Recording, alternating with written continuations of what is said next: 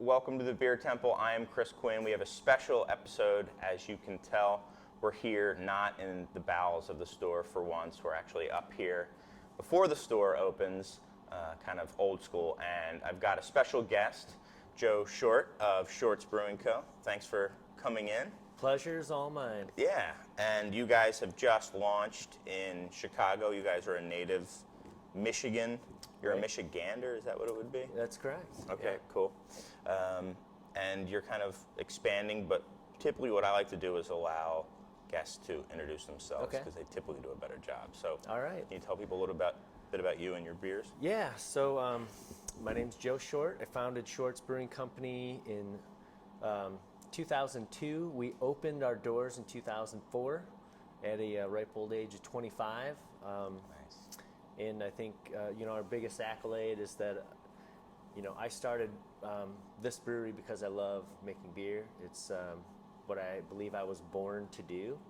And we're really excited about everything that we're doing, everything that we're making, how creative we're able to be, and how ingenuitive we're able to be with, the process of the fermented art. So it's been an exciting process for me over the last 12 years. Wow, it's 12 years already. That Right. makes me feel old. One of the things that we were talking about just before we started recording was how different your beers are compared to the rest of the craft beer market today.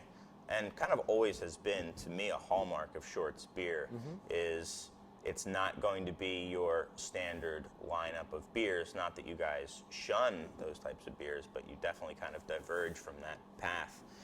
Is there a reason that you do that? Was that something that you saw was kind of missing that you wanted to insert into the beer market, so to speak, or? Yeah, well, I think there's, I want to define a little bit about our brewing style a little bit, because I've Yeah. always considered ourselves to be, we cover all the bases. And the reason why we do that is because we started in Bel Air, Michigan, which is a really small town, kind of in the middle of nowhere. So we had to have like a large span of approachability, everything from your light, micro lager to the fruit beer, which is our soft parade. That was because we didn't have liquor or wine at the pub, so that was sort of our alternative option for people who weren't looking to drink beer, but it was still sort of the gateway. And then every other style, like a traditional brown or a pale, we can hit all those marks.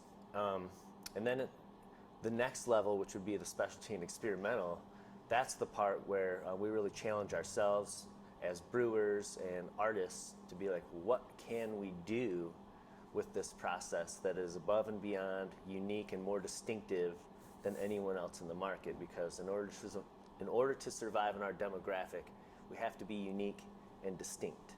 Okay. And to give people a reason to come, seek us out in the middle of nowhere. What is going to get people a reason to drive 4 or 5 hours to come taste our beer? Okay. We have to make it worth their while. Right, true. So it wasn't exactly like you woke up one day and were outraged that there was no pistachio beer on the market. Right. It was. Yeah, it was more like, I think I can put pistachios in a beer and make it work. Damn, this Ben & Jerry's pistachios ice cream Right. is tasty. I would like to drink this someday. So Interesting. Well, going back to kind of what you were saying, the more standard beers, is there anything here that you think would represent that? We might as well be drinking as we talk, I suppose. So since I just finished some coffee, I think we should start with the brown. Okay, cool. And I'd like to preface like our brewing style. Sure. You want to go? Go. You should probably do it. As thorough. So like our representation of a classic style is probably a little more robust. Okay. So our IPA, Huma Lupulicious, is what we call an IPA, but could be viewed as a double. Yeah. And our pale ale could be viewed as an IPA. Yeah. So our brown is, it's a medium 6 ABV, but that's to support that malt backbone, to really make it all those caramel, toffee, and chocolatey notes come through. So you're not just drinking thin air, so to speak. It's Yeah. not just brown liquid. There's a lot more going on with this beer. Okay. And in this case, So I always felt like it was important for us to have a a properly represented version of each style. So if we're going to make a brown, let's make it the best version that exists. Okay. Or at least to our ability. Yeah. So, Well, cheers. cheers. Cool. So oh yeah, really nice, nutty. And this style is typically an underdog, you know, in the For grand sure. scheme of pale ales and really fancy beers. And I've been encouraged a lot, even recently, about how many people have been trying this beer and just being pleasantly surprised by Yeah. how good it is. It's funny in kind of today's craft environment. I feel, I think hops are always going to be Front and center. front and center, Yep. especially here in the States. But I kind of root for some of these underdog styles too. I mean, heaven forbid an amber actually gets drank once in a while, you know. Right. But Well, if you look at the percentage of IPA drinkers, it's always going to be the vast majority, but there's only so much abuse your mouth can take before you need Yeah. to treat it with something different. with some care, yeah. So that's why these beers are always nice to have, on hand as well. Right, and it's also nice that these are all kind of six-pack beers, and I think they're kind of meant to be that way. These are not necessarily supposed to be, not every beer is supposed to be an explosion from the first sip and then Right. kind of fatiguing, and it's meant to be actually drank, not Yeah, and poured out and balanced that. this was the beer that I used a lot back when it was just me and Leah running the pub, and we got people from all walks of life coming in, never heard of microbrew beer before, and this was always the beer I used as the gateway, because you'd get, and women typically have a more refined palate than men, and the beer that they've been exposed to as a child or whatever was probably a macro beer, and so their interpretation of beer was that. I don't want to try that, so my first question would be like, do you like chocolate? Do you like coffee? I'd give them this beer, and they would be totally transformed. Their opinion of beer completely changed. That's awesome. So this has always been sort of my secret weapon. Really?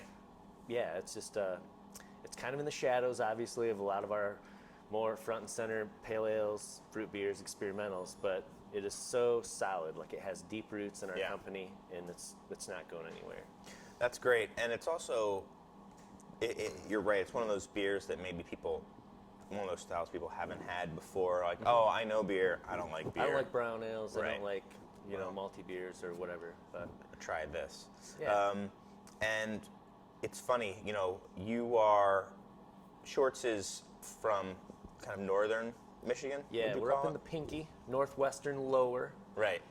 And not too far from where like Jolly Pumpkin started, or So Jolly Pumpkin started in Dexter, Yeah. which is sort of right in the middle of the mitten. kind Okay. of. They do have a location close to us on Okay. the peninsula, sort of pretty much directly across Lake Michigan from our production facility. The reason I was asking was because I've spoken with the owner founder Ron Jeffries there, and he was talking about being in Michigan, kind of in a smaller town where maybe people were not used to the types of beers, certainly when he was making them, that he was ready for. Right.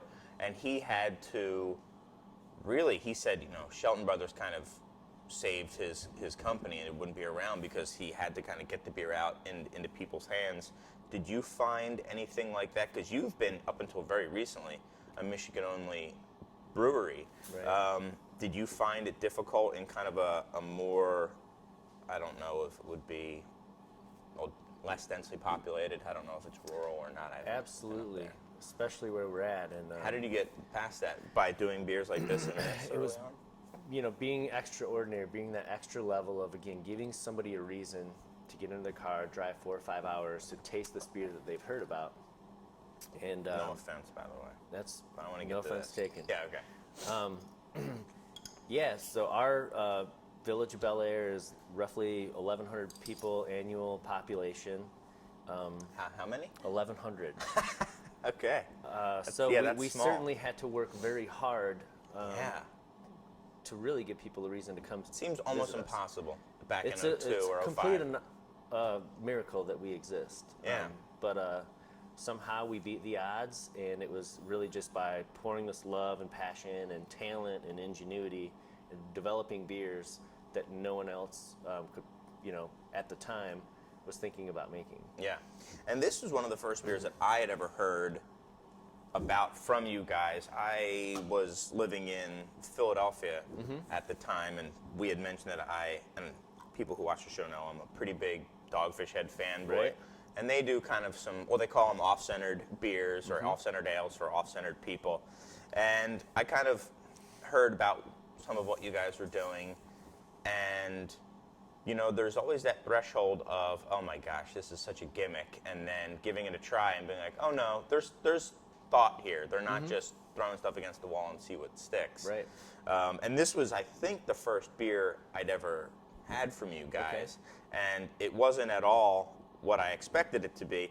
And it's interesting that you had said it was kind of for non-beer drinkers, for women, you said, or did I put those words in your mouth? Just, typically women would be the people looking for like a glass of wine, and then the husbands would be the beer guys. But again, you get, more statistically, that's the way it would work. But it would be opposite too. We've been able to convert, men who were primarily wine drinkers into soft parade lovers. I mean, the thing about this beer is it's universally approachable if you're a beer drinker or non-beer drinker, and it's a fruit beer.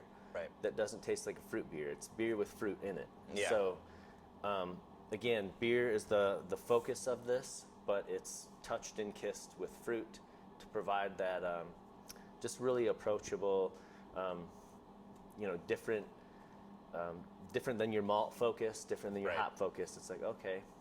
I like that this. too. Not necessarily a fruit beer, but a beer with fruit in it. Correct. And I tend to appreciate that too when it's a beer first and foremost. If it's if it's a coffee stout, I want it to be a stout first with coffee in it. Right. I don't want it to be like drinking an alcoholic cup of coffee necessarily. Yep. So we didn't want this to taste like a Charms lollipop or something that tastes extracty. Right. We use real fruit. The fruit ferments out. Right. So it gives you that nice dry, but not overly dry, and then with a touch of rye, which kind of complements that. Oh, okay. And how strong? It's pretty strong from what I remember. Yeah, this is 7.5%. Right. There's a misleading, I guess, what am I trying to think?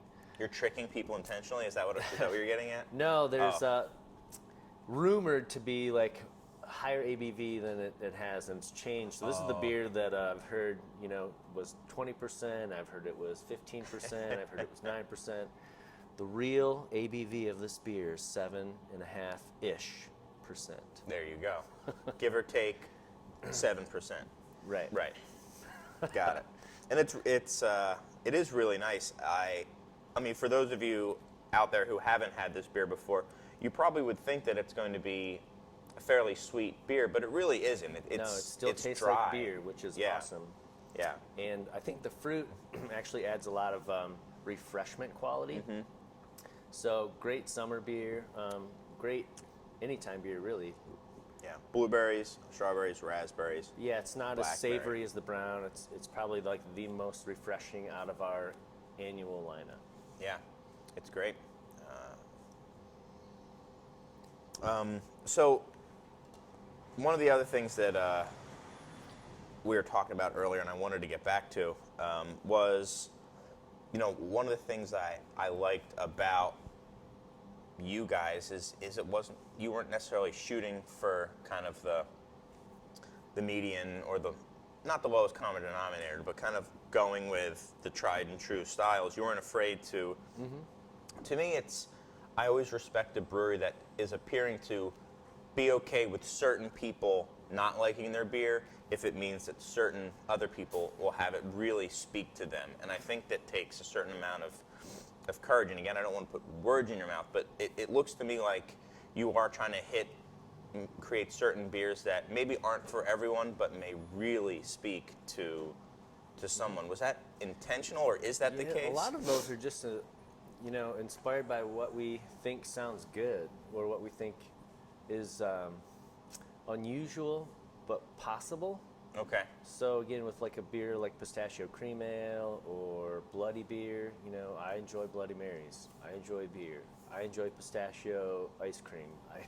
Right. It's all these things that I think would work in beer. And, we don't hit it out of the park all the time, and that's why we make every other beer in the spectrum, because when we go to these events, there's always something for someone, no matter Right. what. It's not all sours, it's not all stouts, it's not all IPAs, it's a little bit of everything, depending on what you're in the mood for. So, like recently we did the Melt My Brain, which was a really fun experimental inspired by a gin and tonic.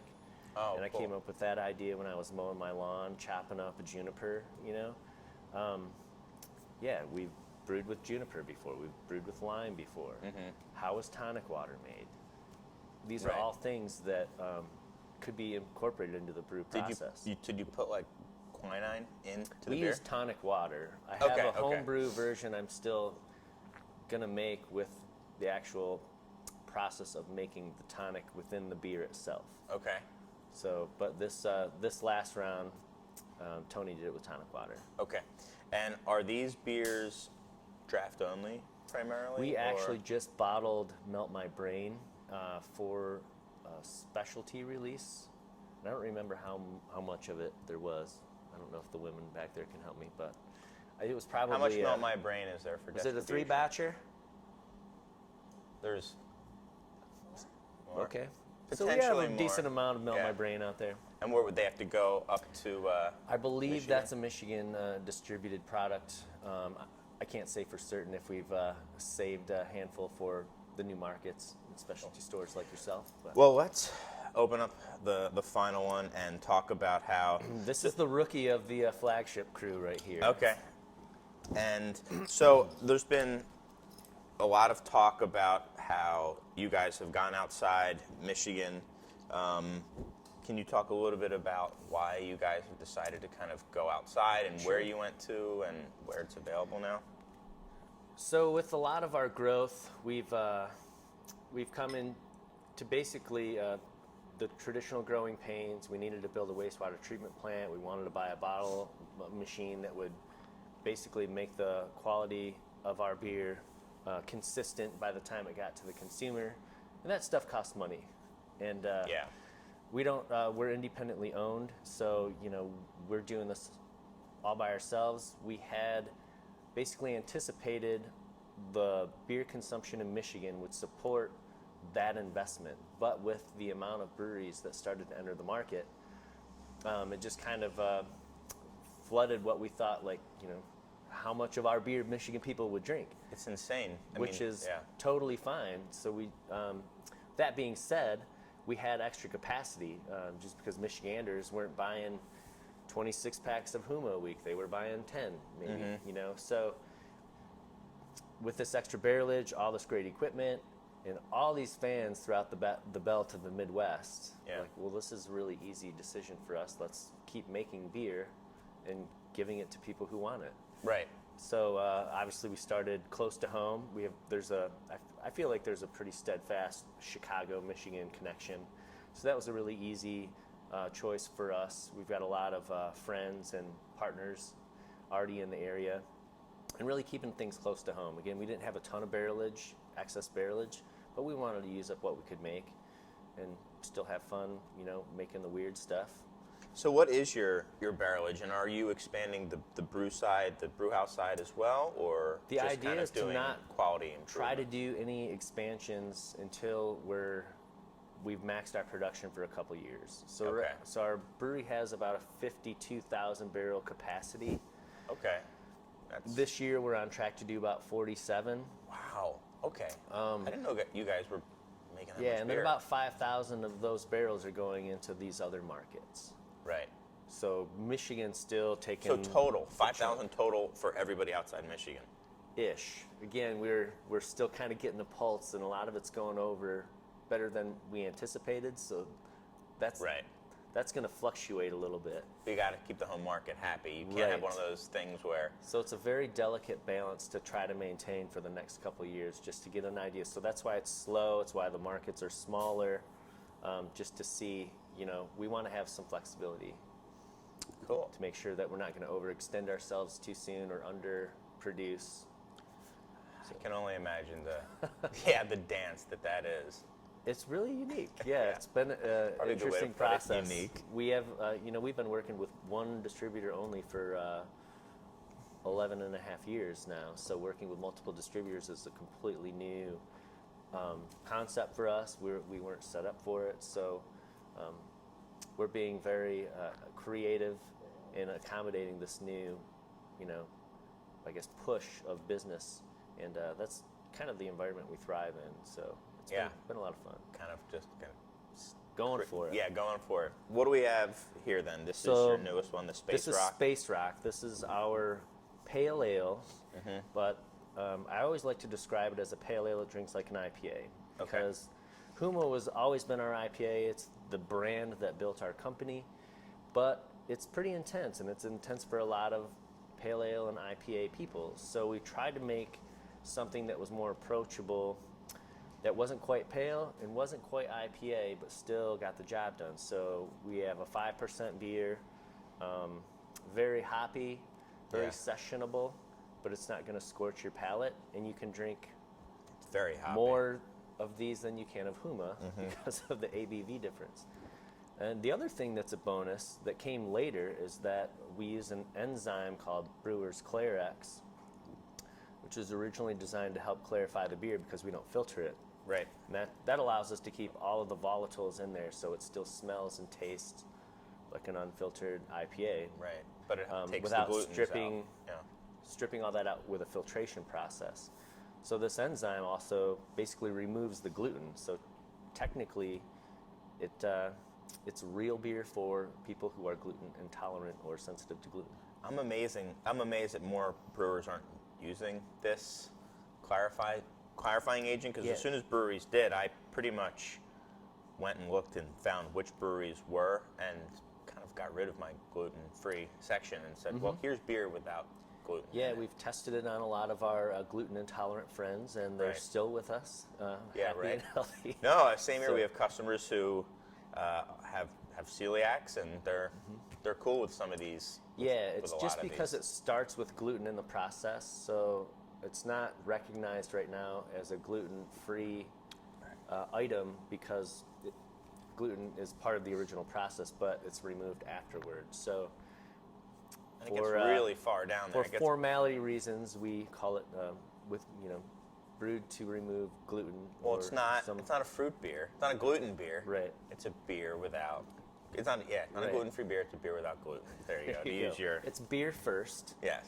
Just happens to not have gluten in it. Right. Or very much. And it's, saying that this is the less intense version, I guess it is, but it also speaks to how intense Huma is. It's a pretty intense beer. I mean, this is hoppy. Yeah. I mean, it's a lot of flavor and aroma hop, but it's bitter. I mean, this is bitter beer. And it's approachable. This is the beer that my wife and I have on tap at home. We're big fans of Huma. Right. But this has sort of been more of the midweek drinker versus the weekend Huma. And it's got a very unique hop character. I don't know if you guys divulge what hops you use, but what's this in is here? the tiny nuggets of alien technology that go in here. Right. Okay, that's right. It's a blend that Tony Hansen, our director of brewing, put together, and that blend he called Space Rock. And I can't really divulge it, but they're all close to the fun hops that all of us brewers are making our IPAs with. It's got I think it's got Simcoe, Amarillo, Centennial. I know this is a combo. I'm probably missing one. It's got a lot of that herbal, kind of green, piney, maybe even a little. We like our woody.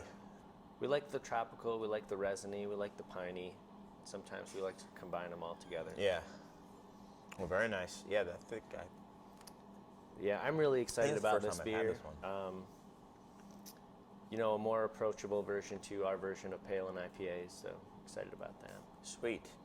Well, I wanted to thank you once again for coming by. I gotta ask, is any of the specialty stuff going to make it here, or what we are some do of them? intend to trickle some of that through. It's one of those things where This is the selfish part of the show. yeah, we don't It's have about me now.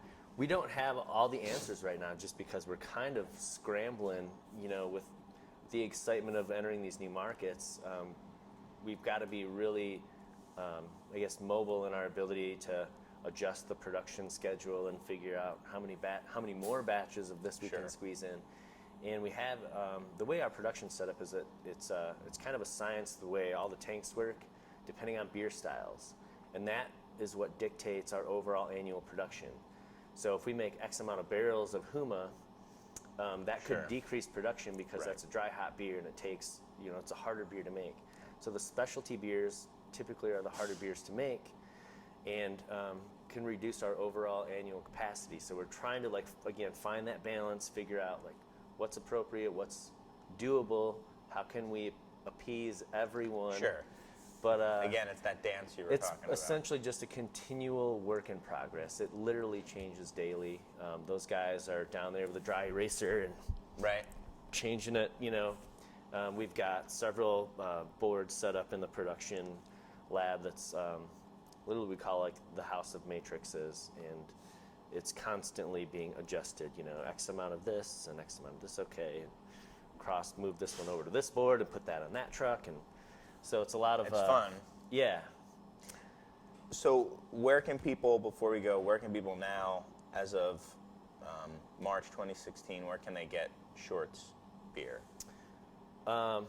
Michigan, all of Michigan, Yeah. the Chicagoland area, and we'll have a lot more of this specific information on our website. But I guess March, and we're also in Pennsylvania, certain sections of Pennsylvania, but we'll be opening up Philly at the end of next month. Yeah. So, For CVC in May, right? yes. Cool. So, okay. And then You'll start to Wisconsin, see right? it throughout the Midwest. Basically, within the next 2 to 5 months, you'll start seeing it more throughout the Midwest.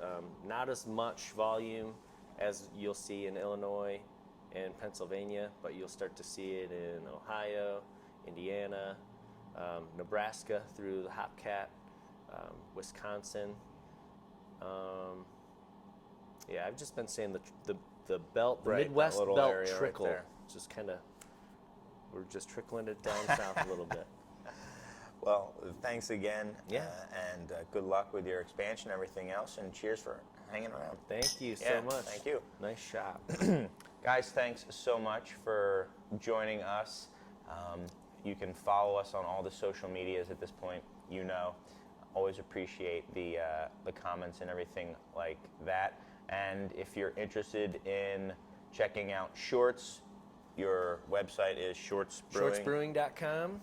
And we also have our Starcut Ciders brand, which has its right. own Really good stuff. website too. So the bounty of Antrim County in bottles throughout the Midwest. So, Cool. yeah. All right, guys. Cheers. Thanks a lot. Cheers.